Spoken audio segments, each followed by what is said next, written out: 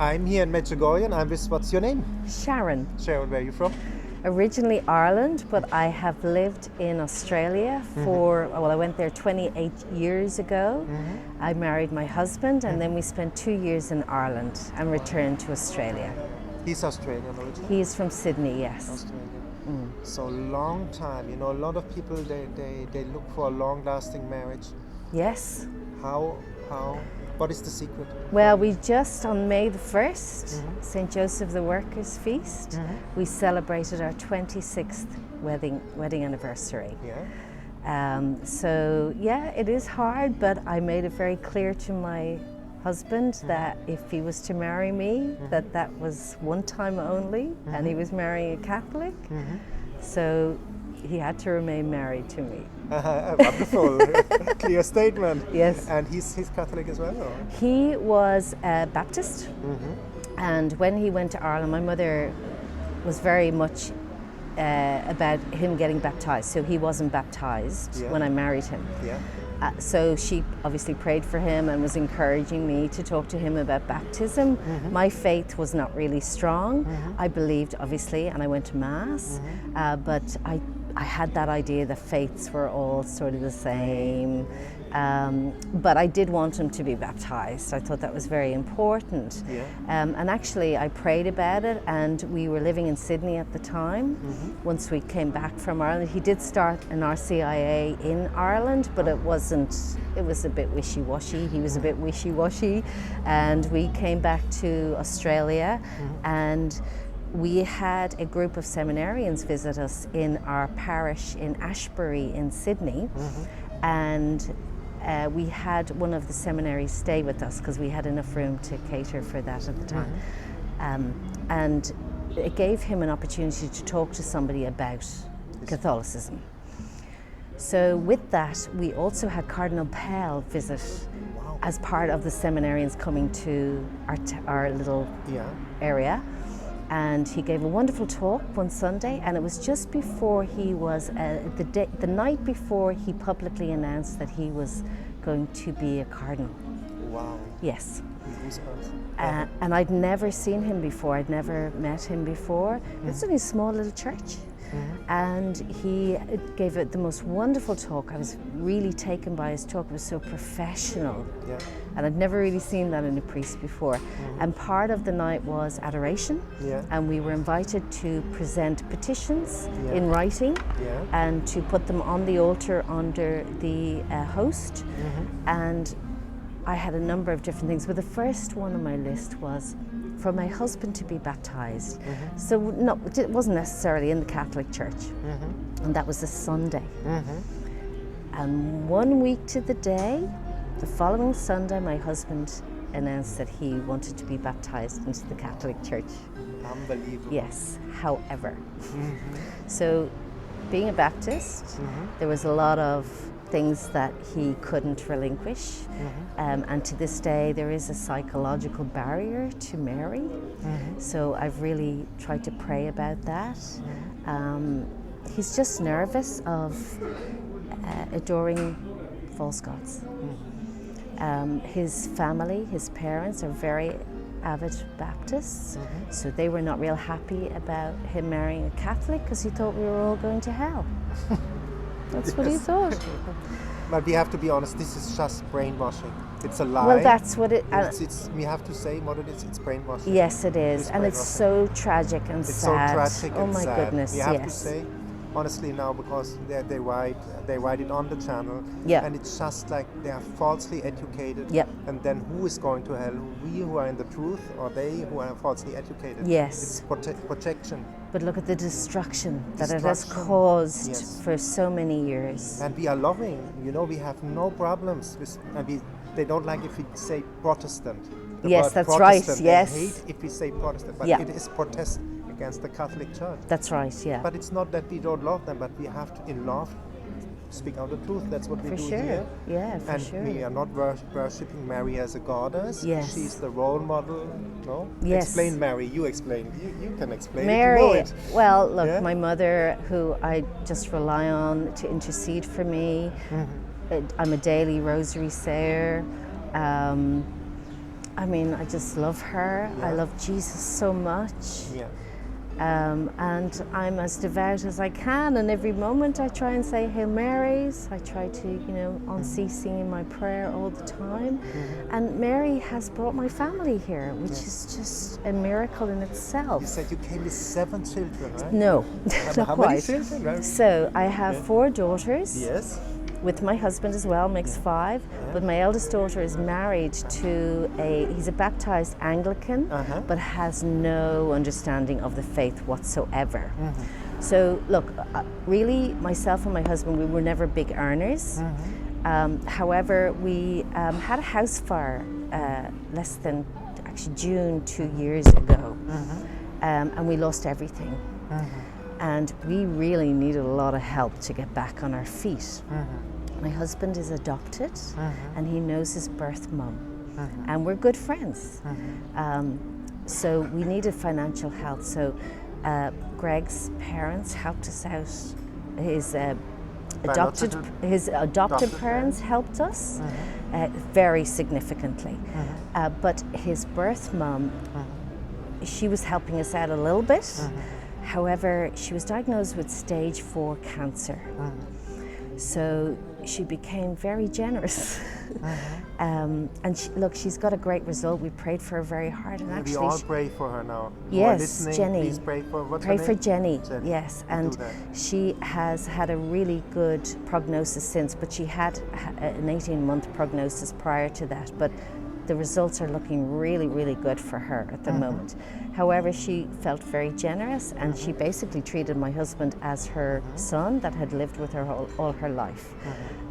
So we managed to purchase a new home. Now, the home we'd originally purchased, it was a timber frame, hardy plank, very pretty, but it was in ill repair. We needed to spend some money to fix it. And my prayer was that we knew what to do with the house. So we either renovated, extended, sold, knocked it down, totally confusing what to do, with no money. So we were really at a loss. So of course, the whole place went up in smoke, and it was devastating, absolutely devastating, and we didn't know what we were going to do. But then the parents support us. The house was also on sand, so we live near the beach in Sydney, on the mid-north coast of New South Wales, in a beautiful town called Forster, Forster. The R's are very silent in Australia. So we were built a timber home on sand. What we've ended up with is a 2-story brick home built on top of a mountain, which is rock. It's all rock. It's very difficult for gardening. Wow, you give me goosebumps. That's biblical. You got something better out of the tragic. It is actually biblical. Yeah. And we overlook our beautiful town. It is absolutely stunning. We look out at our bridge, which is a twin town with another town called Tuncurry, and we look out at the lake, because it's a Great Lakes area and there's lots of lakes and islands, and we look out to the mountain range as well. It is stunning. It's exactly where God would want to be viewing our town. Wow, it is just extraordinary. So that, I believe, has come about because of the many petitions to Saint Joseph. So big ups for Saint Joseph, and that's one thing you have to do if you pray to Saint Joseph and you get what you're praying for, is to promote Saint Joseph. So I'm promoting Saint Joseph big time. Why Saint Joseph? Can you explain a bit more about him? Oh, now you're getting me there, really. Yes, I really should know more. But look, what you from the heart? Honestly, I heard about Saint Joseph and how generous he is, and particularly in financial things, Saint Joseph is really good. And the petition sort of was started. There's a friend of mine in Australia, and she's a big fan of Saint Joseph. And I think she was the sort of start of it. That was Rosalie, my beautiful friend in Victoria, Australia. And she started or hinted about St. Joseph. My sisters in Ireland are quite devout, and they also promote St. Joseph. So I was actually getting St. Joseph from a number of different areas. So everybody was praying to Saint Joseph for me. And for you, that's what came to my mind. Yes. Your sisters prayed as well. Yeah, well, my sisters actually did novenas. I know at least one of my sisters prayed every night for me and my family, because it was so devastating. We lost so much, you know. And she prayed every night to Saint Joseph. That was Jackie. And I think my sister Linda also prayed to Saint Joseph for me. And they prayed together. Yes. So they do a lot of online rosaries. Somehow. Yes, yeah. So he definitely came through with the goods. And I mean, we don't actually even have a mortgage now, which is extraordinary. And look, you were faithful, you went through the test and you got something much better. You know? Yeah. You learned as well, if a door closes, God has something better for us. Honestly, after it happened, yeah. Greg, my husband, he had an immediate conversion. So he's had little conversions all the way along, but that was a big conversion. He immediately could see God in it. So we were very strong for a long time. We then started to falter towards the end, because we were living in accommodation which was very tricky with the kids, and it was just like a granny flat, because that's all we could manage to get, and it was hard on the family, and it became to where very thin with the family. We were in such close proximity with one another. So that was like June, when it was the end of June, the 30th of June, when the fire happened. And then my 17-year-old daughter had quite a bad motorbike accident. And that was a huge issue for us too. And Tom, it's a miracle. Like, she was going, the cop said she was going at least 60 k's an hour, because they had it on video. And she ended up hitting the back of a car at that speed, in shorts and a t-shirt. She had a helmet, and she span. She hit the ground and her arm took the full force, so she crushed her elbow and all the bones in her arm. She also did some damage to her knee and her shoulder, but she is lucky to be alive with limited damage. She's had to have a couple of surgeries since. She hasn't got full mobility obviously in her arm, and it may not be something she'll ever get back. But yeah, it was just such a difficult year. I mean, we really had a lot of tests, you know. But the great thing about the end of the story is we got the beautiful home, and we also had a little left to either spend on curtains and carpets or do a European trip. We were debating whether to do it. It was still a massive investment for us. I got word of a family reunion. We only have one remaining aunt. Our last uncle died very recently. So my brother, Tony, was arranging a family reunion in Ireland. So that was the go. That was the sign. Let's try and do this. So we traveled from Australia to Ireland for the family reunion. And we traveled to Rome for 3 days, 4 nights, because I wanted to show the family the history of our faith. And then next stop, Medjugorje, where I am remaining hopeful that they will experience their faith. We had the wonderful privilege of Father Damien, who said Mass today. He is a friend of my nephew's, who was ordained a Dominican priest at the age of 30 on his birthday, September 12 months ago. And he's now in Trinidad and Tobago with another wonderful priest called Jesse Mango, Father Jesse Mango, who is another wonderful priest. And Father Damien obviously is a Dominican too, so they all know each other very well, very well. So Father Damien, my sister told me, Jackie, she told me that Father Damien was here. So Father Damien came to see us last night. I arranged it, and he had a little chat about his testimony, which, you know, was a really wonderful testimony. And we all went to confession, which is wonderful because my kids are lukewarm. Very hard to get them to confession couple of them it's anxiety. It's a journey, you know, it's a journey. Yeah, well, even my... Look at yourself, maybe how you were before at the beginning. I look at them and I say I was Catholics, exactly the same. Exactly the same. We have to be honest how we were. Yes, but even my daughter's husband, he went and spoke to the priest too. So, I mean, that in itself, I mean, it's a miracle. It's a real miracle. So I'm very grateful to be here. I can't believe that my family are here. My whole family are here in Medjugorje. I've had some wonderful experiences here. I've had my own little miracles, profound miracles. Oh, look, it's hard. I'll tell you, I'm not sure it will, because it's my own personal experience, it's hard to say how valid people will recognize it. But when I first came, I actually had a friend who I met on Facebook through Church Militant. So we were involved with Church Militant. And he reached out to me because he lived in New Zealand, I lived in Australia, so it was relatively close. We got chatting, and over time we grew in our relationship.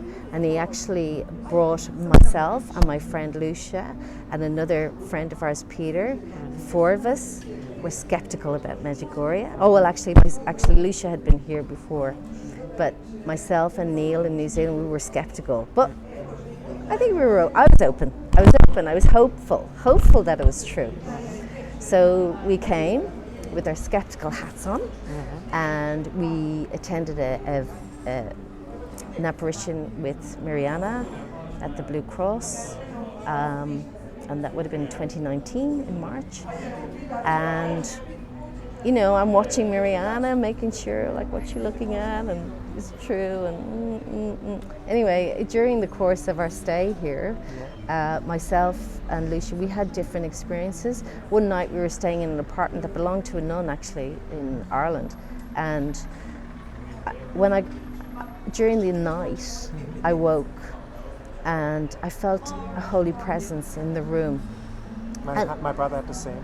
Ah, okay. Yeah, so, look, I just said a couple of prayers and I fell back asleep. But when I got up the next day, I told my friend Lucia about what I experienced. She goes, I experienced the same thing. So it was like Our Lady was passing through our apartment, which was wonderful. Another thing that happened was my husband was home and he had an operation on both his feet. We didn't realize that he wasn't going to be able to look after himself while I was away. So we had a friend of his come and help him. And one time I just had this profound sense of love for her. Now, she's not my daughter, you know, I know her very well, but it was unusual for me to have this profound sense of love for her. It was like, I just love Lauren so much. And she's an atheist too, but once I discerned what it was about, I truly believe it was her mother showing me how much love she has for all of us. It was just an exceptional experience. It was euphoric, a real standout experience. You know, so they were the two main experiences. I had other little things, but yeah, they were just wonderful experiences. Yeah, it was amazing. And when you looked at Mariana at the apparition, yes. How was that for you? You were carefully looking? I was carefully looking. I was trying to look at her eyes and see where she was looking. Was there a focus point on the cross? Just to try and discern. Yeah, just to discern whether it was true, you know. But you know, being here that first time and just experiencing what I experienced, like, I truly believe Our Lady is appearing here, you know. And is here, no? And is here, yeah. And I try, as Father Leon says, you shouldn't be coming here looking for signs and wonders. I can't help myself but come and, you know, hope, because my experience was so profound the first time. I did come back looking for signs and wonders, and I have to say, particularly bringing my family, and because they're so lukewarm in their faith, I'm hoping. But don't talk too much about this. I would say. Yeah, I know, and Father Leon says that. I know. Yeah. Everything against it is for it. How did my aunt said to my other aunt? No, you were the same. I was the same. I even said, man, it smells Catholic here, and I left the place. Saintly Nana said, man, I have to leave this place. Wow, there you I was go. completely leave me alone. How long ago was that, you mind me asking? 10, 12, 13 years ago. Oh, right, okay. I said, man, this is for Catholics, this is for farmers, yeah. this is for, well, my husband... I'm illuminated and they are not. Yeah, well, my husband has Actually, it's the other way around. These Catholics are illuminated, but how to say illuminated, they are in the presence of God and they reflect the light of God in their life. Yes. Their joy, Yeah. My husband has described this place as the Phuket for Catholics. Or I call it like the Israel for Catholics. If you have been in Israel, everybody wears the kippah. And they're proud and they're very. Yes. Everybody wears the rosary, which is our kippah in a certain way, and pray openly, show their faith. Yes, yeah. But he likes he can see the Mass, how wonderful that is in comparison to what we have at home, and the singing and the wonderful homilies, of course. So he really recognizes how wonderful all of that is, and the church, how beautiful the church is. But of course, he's looking across the street and he just thinks it's tacky and that it shouldn't be at the end, a friend of mine did the same, and at the end he bought something as well. He wanted to take something home. I buy. Yeah. And these shops are only here because pilgrims buy something. Yes, of course. And look, people have to have business and they have to have lives, and of course, so I get that. I do get that. Yeah. And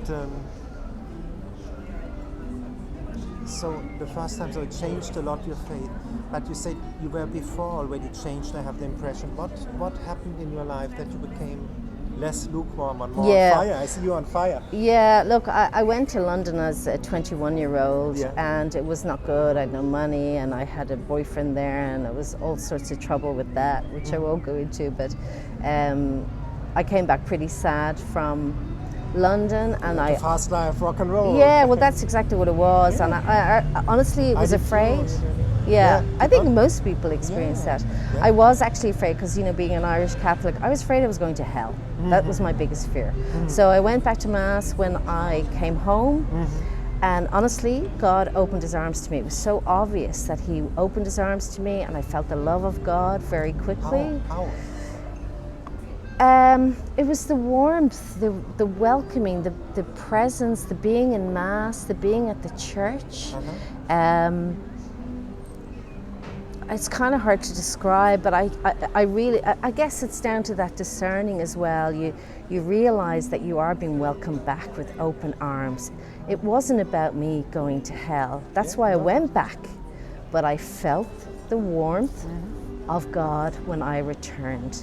And look, still the slippery slope along the way, but I always went to Mass on Sundays. The real big change, which has led me to go to Mass every day when I can, and daily rosary and everything like that. I actually worked at my local church in a place, and I worked there for 8 years. And I never had any problems. But there sadly was a priest that I worked with who, I don't know whether I should say, this is a public video, but I was... Just what you feel from that. Yeah, look, honestly, my work became very difficult. He made my work very difficult. I believe I was psychologically abused every day in my job, crying every day.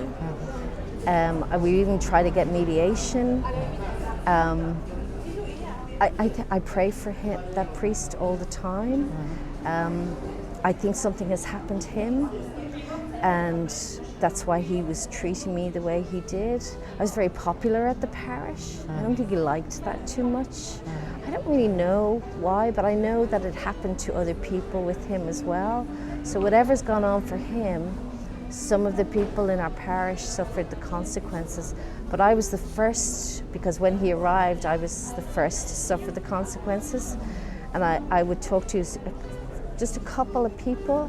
I wasn't believed because he was very charismatic. So it just got so bad that my husband told me, just go, just leave, which was hard because we really could do with the extra wage. So I ended up leaving, and the Lord put in my path a group of beautiful ladies who had a prayer group called Our Mother's Love. Wow, I heard about that. Yeah, keep on going. And they gathered every week to pray. They understood my situation and they welcomed me.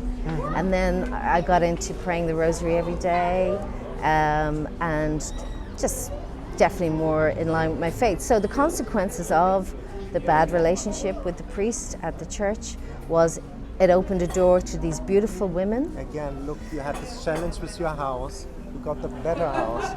You got the challenge with the priest. You got.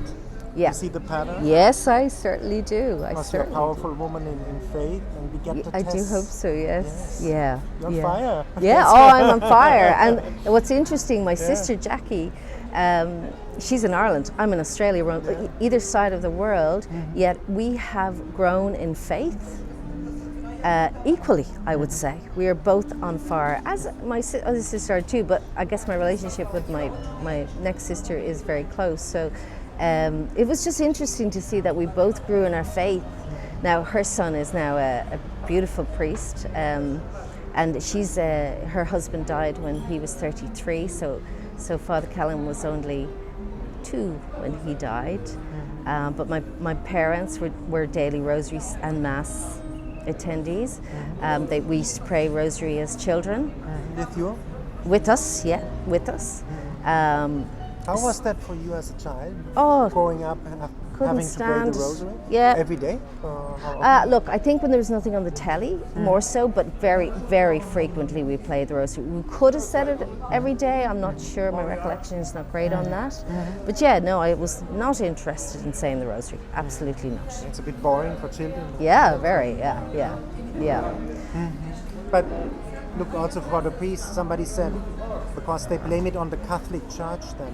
This was an individual with his weaknesses. You have your weaknesses, I have my weaknesses. Yeah. Not to excuse if you know. But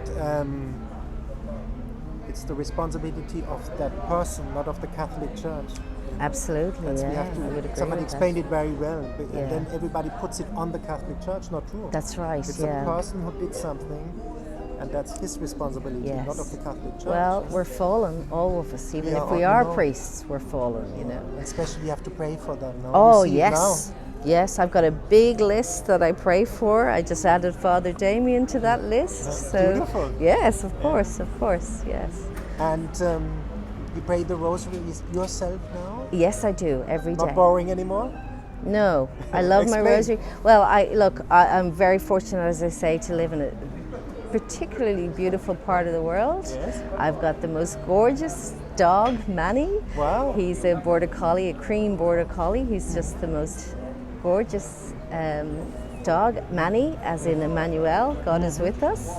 And I bring him for a walk every day to our stunning beach, and I pray my rosary with walking my dog. Must be a saintly dog. Well, he listens to the rosary. Yes. Oh, he knows when I get my rosary beads. He knows. He knows it's time for a walk when I get the rosary beads out. Amazing. Yeah. And what is the effect of the rosary for you? Why do you pray it now every day? Oh, look, honestly, sometimes I can't not say it. I'm at a stage where I can't not say it, but. Once I say it, once I start, I'm real good, and I just can't not say it. That's the thing with the rosary. I hate to miss a day, and if I miss a day, I catch up. But I always feel guilty about not saying my rosary. But I've definitely grown in my devoutness and my attention to the rosary. Like I really pray my rosary from my heart. So it's very effective for me. I believe it's protecting my family. I believe it saved my daughter Alice. So that's why I have this fear of not saying it, The accident. Well, the accident is phenomenal. I mean, I just don't understand how she wasn't killed, really, Because the rosary prayer. The rosary.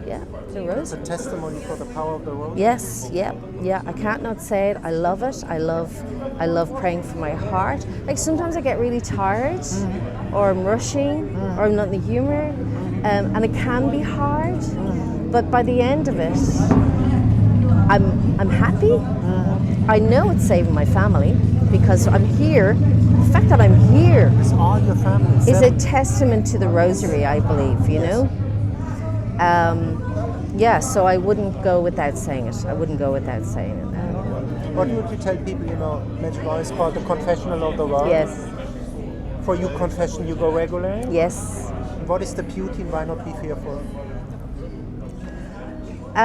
Well, it's interesting because one of my daughters particularly does suffer a bit of anxiety, so she finds it really hard to go and she doesn't know what to say, and I try to help her through that. For me, going to confession, like, I know sometimes I bring some sins that I don't really want to tell, but I tell them anyway.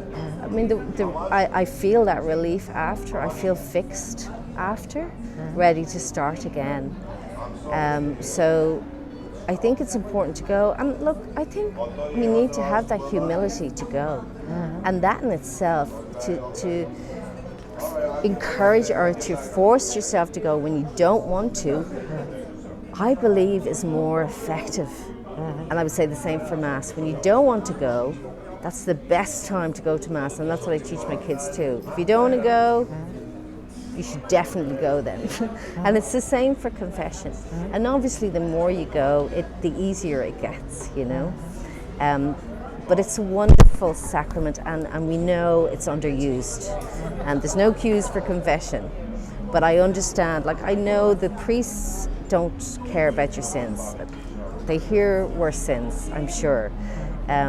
But they can't, I don't think they're retaining them. I don't think it interests them to retain them. I made so many interviews, they all say the same. Yeah, I mean, why would you be bothered, you know? Yeah. It's like people think other people are interested in them, and really, people are not that interested in you, you know? So that's the thing. Look, confession, I go at least once a month. I do the first Saturdays, of course, too, so I go for that as well. Yeah, I mean, can you explain the first Saturdays of the month? What is the promise? Why do you do that, the first Saturday of the month? Well, I can't remember who that's from, actually. Sister Faustina? Sister Faustina, is it? Would okay. It I don't know. Yeah, I'm not 100%, but I know that we were asked by Our Lady to do the first Saturdays. And the first Saturdays is to attend Mass, to say Holy Rosary, to reflect for 15 minutes on Scripture. And actually, I would point out, and not a lot of people know, but on YouTube you can actually get 15-minute reflections, meditative reflections. So if you can't just meditate on a mystery, there are great reflections to look at on YouTube where they will take you through a meditative reflection on all of the mysteries. So you can pick a mystery and reflect on that. Also fasting, I've heard you should do on first Saturdays too. I've been fasting on Fridays and Wednesdays, so fasting on Saturday has been a bit of a trick for me.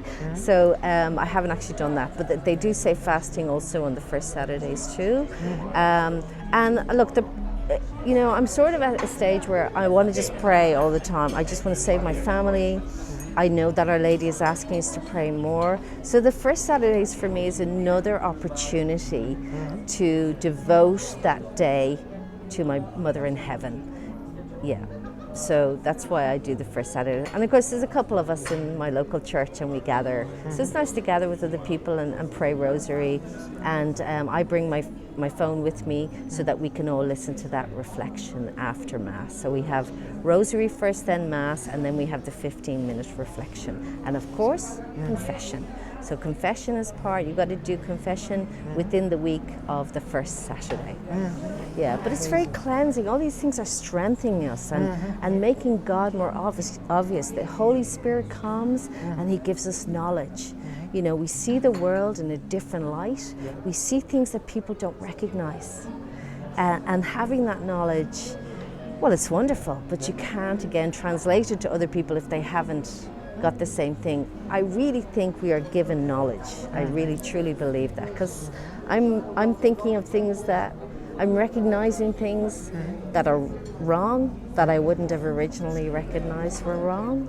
And it's, yeah, it's a gift of the Spirit, you know, yeah.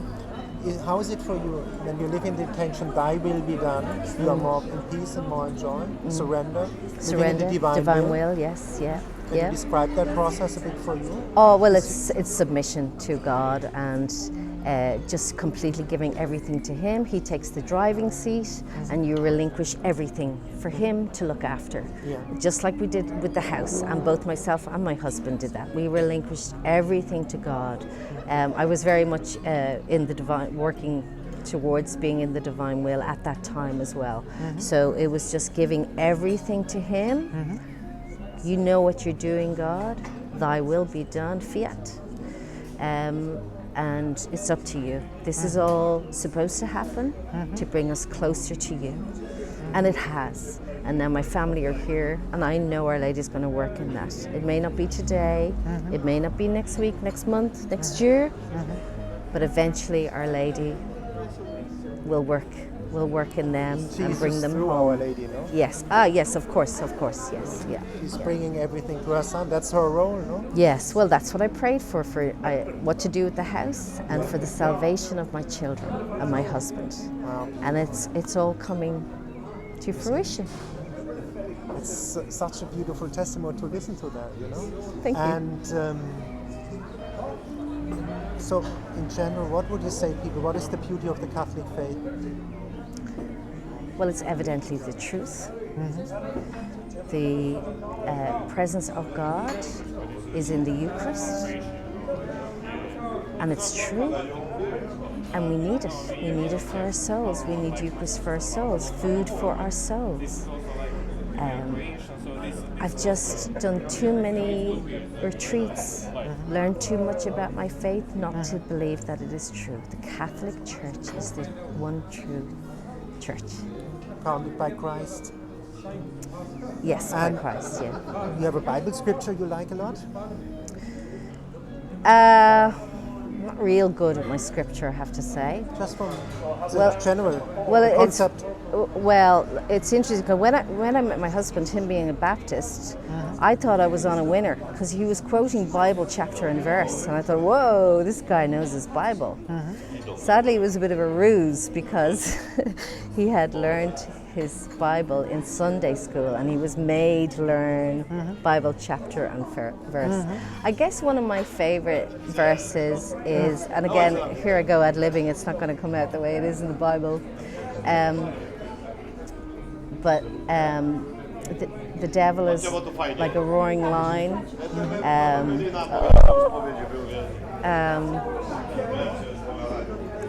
Ready to pounce you, like be sober and watchful. Yes. That one, that verse. Be sober and watchful. You probably know it, Tom. No, oh. But we just have to be alert all the time. Yes. So important. Yeah. But and the fullness of God, obviously John 1, the fullness of God. Oh, I'm terrible. I've got a very bad retention. What do you mean by fullness of God? The fullness of life is through God. Yes. I'm sorry, I'm just so hopeless. Yes, yeah.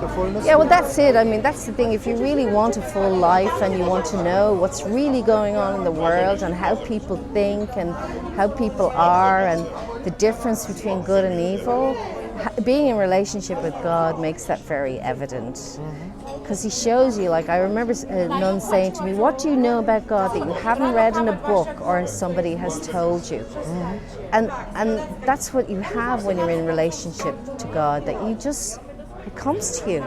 The knowledge comes to you, as we were saying earlier. Somebody said in Spain, a good friend from the church, it's the religion of revelation. You get the revelation. It's the path of revelation. Yeah. And we get through the sacraments, we come to the fullness of God. Like Jesus said, I'm the way, the truth, the life. Yes. Through me to fullness. Yeah. And favorite saint, you got one? Favorite saint? Yeah. Mother Teresa. By her? Of Calcutta. Oh, she's beautiful. Actually, a friend of mine from Sydney worked with her. And what did she say? How was she? Oh, well, look, he did some financial work with her, actually. But one of the things that she said was, if you're judging, there's no room for love. Yeah, that's it. Yeah. Beautiful, no? That's so beautiful. Yes. And why would you tell people now they should come to Medjugorje? Yeah? Because you need to see it to understand it. Yeah. as a skeptic originally myself. You got to come and experience it, but you got to immerse yourself in it. Look, I would, given that I've been here 3 times and not been on a pilgrimage with a group, I really would come with a pilgrimage, because they'll show you where to go and what to do, and they'll take you through it. I've kind of come on my own bat, and I think I'm recognizing now that really I should come with a pilgrimage.